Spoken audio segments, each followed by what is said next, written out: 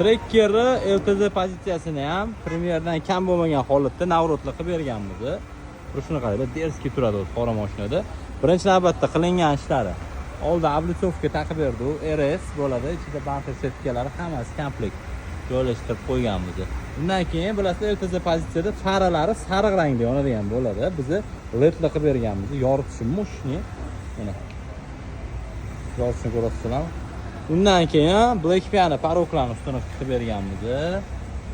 Tonirovka qilingan, orqasiga garimdorlar o'rnatilgan. Garimdorlarimiz 3 ta rejimda ishlaydi. Tormoz, gabarit va поворотникda ishlaydigan bo'ladi. Xudo xolisa, emblemalardan ko'rasizlar, qoraytirib qo'yganmiz. Bu garimdorlar. Akula antennalar o'rnatilgan, tonirovkalar aytib o'tdik. Paroklarimiz ishlaydigan parok, ustiga chiqsa bo'ladi mana. Bemalol chiqib, sakrasak ham bo'ladi. Xudo xolisa ko'taradi. Sizlarlarimizda chexol, akkuratni koordinatlardan. Salonda faqat telefonligi bor. O'zini shtatniy pultiga avtozapusga qilingan. Xudo xolisa, Trekker LTZ tayyor, Premierdan kam bo'lmagan navrotlar qilib. Xuddi shunaqa navrotlar sizlarga ham qiziq bo'lsa, bemalol Max Tuning olib kelaverasizlar. Trekker LTZ pozitsiyasi bo'lsa, Premierdan kam bo'lmagan shunaqa navrotlar qilib ishlarni bitirib beramiz.